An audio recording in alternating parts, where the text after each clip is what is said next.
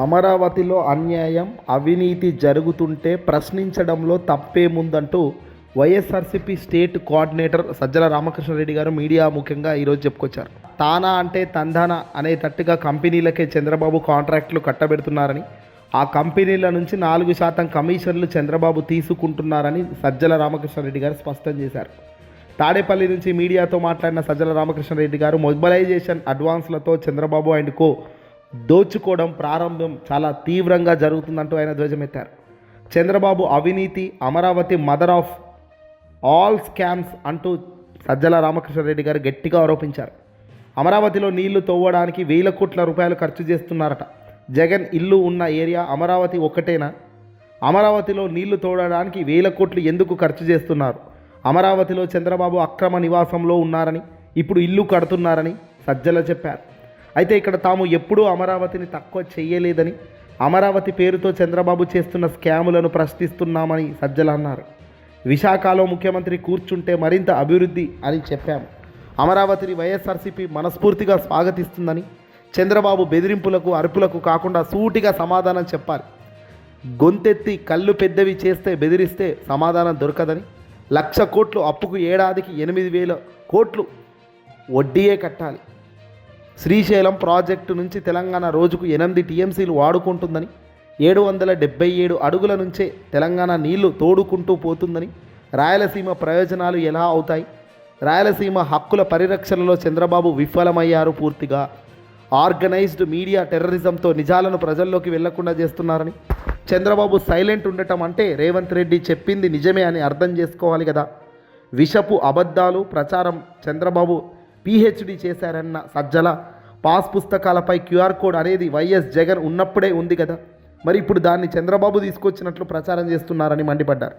చంద్రబాబు విదేశీ పర్యటనకు వెళ్తే అందులో దాపరికం ఏంది అని ప్రశ్నించారు. 180 పేజీల గోమాంసం విశాఖలో పట్టుబడితే ఏం చేశారో చెప్పాలి. క్వశ్చన్ చేసే వారిపై అక్రమ కేసులు పెట్టి జైల్లోకి పెడుతున్నారు. మేము అడిగిన ప్రశ్నలకు చంద్రబాబు సమాధానం ఇవ్వకుండా మమ్మల్ని ప్రశ్నలు అడుగుతాడు. అధికారం వచ్చాక కూడా వారంలో 4 రోజులు 3 రోజులు చంద్రబాబు ఇక్కడ ఉంటున్నారు. ప్రతి వారం హైదరాబాద్లోకి చంద్రబాబు లోకేష్లకు ఏం పని అని నిలదీశారు సజ్జల రామకృష్ణారెడ్డి గారు. చంద్రబాబు అరాచక పరిపాలన నుంచి ఆంధ్రప్రదేశ్ని కాపాడేది ఎలా? సజ్జల రామకృష్ణారెడ్డి గారు చెప్పారు. జగన్ హయాంలో 3,30,000 కోట్లు అప్పులు చేస్తే ఈ 3,30,000 కోట్లలో 2,73,000 కోట్లు దాదాపు డీబీటీ ద్వారా ప్రజలకు పంచాం.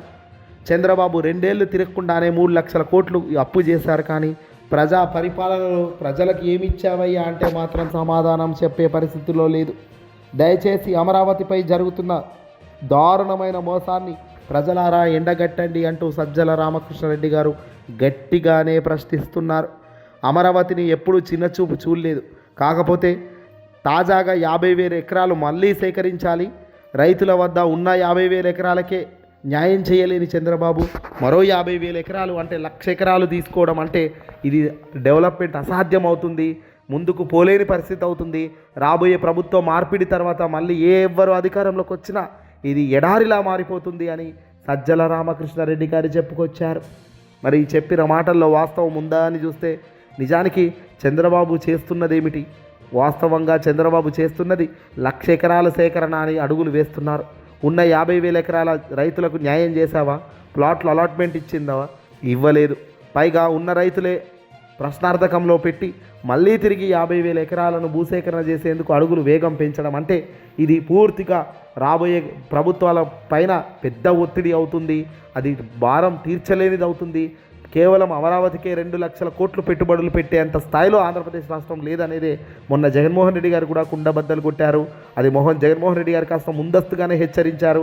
ఇలాంటివి చేయడం వల్ల లాభం లేదని, ఉన్నదంతా అమరావతి అంటూ 1,00,000 కోట్ల అప్పులు చేస్తూ అమరావతికి పెట్టలేమని, 1,00,000 కోట్లకు దాదాపు 8,000 కోట్లు ఏకంగా మితి రూపంలో ఇంట్రెస్ట్ రూపంలోనే కట్టాల్సిన అవసరం ఉంటుంది.